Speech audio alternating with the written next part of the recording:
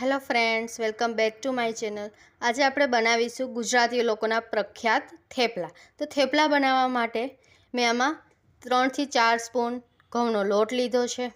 એમાં આપણે આ વોશ કરેલી પાલક એક બાઉલ નાખીશું। પછી એમાં આપણે ધાણા જીરું પાવડર નાખીશું 2 સ્પૂન। હાફ સ્પૂન આપણે નાખીશું ચીલી પાવડર। 1 સ્પૂન આપણે નાખીશું હલ્દી મતલબ ટર્મરિક અને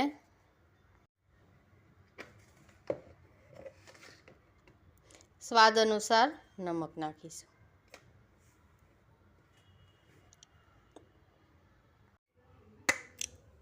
હવે આપણે એમાં થોડું મોણ નાખીશું।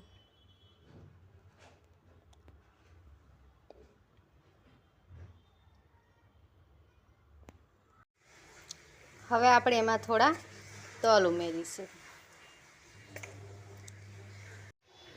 હવે આપણે જેમ ઘઉંનો લોટ બાંધીએ એમ થોડું થોડું પાણી ઉમેરીને લોટ બાંધવાનું ચાલુ કરીશું આવી રીતના।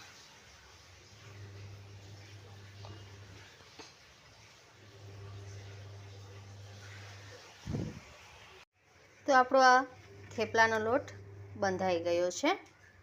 હવે આપણે એમાં થોડું ઓઇલ નાખીને એને આવી રીતના મસળી લેશું।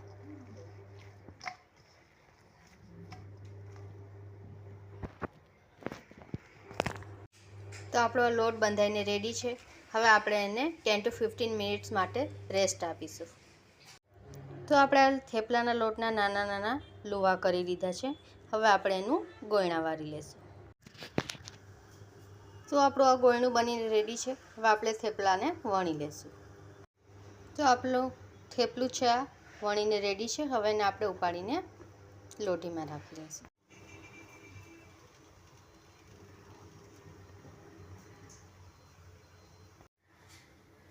તો આપણું થેપલાનું આ એક પડ છે તે તમે જોઈ શકો છો કે જે પાકી ગયું છે।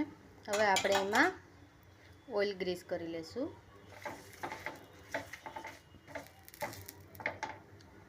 અને આપણે આપણી ચીમની પણ ચાલુ કરી લેશું।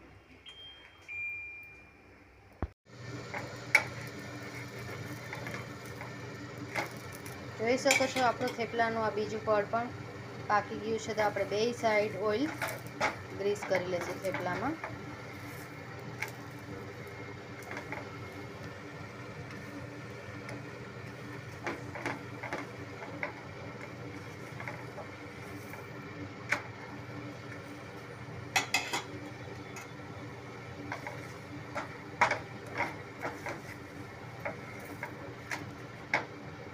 તો આમ આપણે એક પછી એક થેપલા વણાઈને આપણે આવી રીતના એમને ચોળવી લેશું।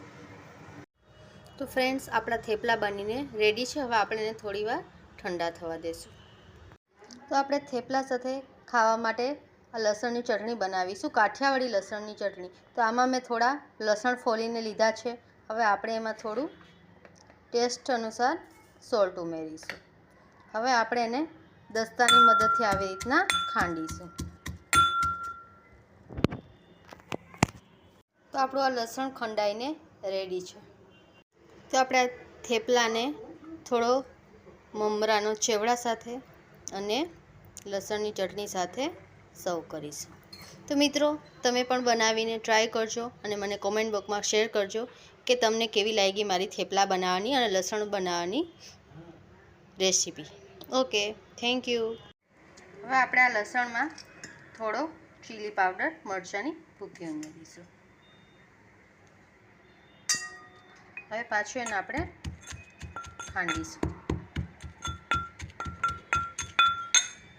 તો આપણી લસણની ચટણી ખંડાઈ ગઈ છે। હવે આપણે એને વઘાર કરીશું। તો લસણની ચટણી વઘારવા માટે આપણે એક આ બાઉલ લીધું છે અને હવે આપણે એમાં ગેસ ઓન કરીશું। એમાં થોડું ઓઇલ એડ કરીશું।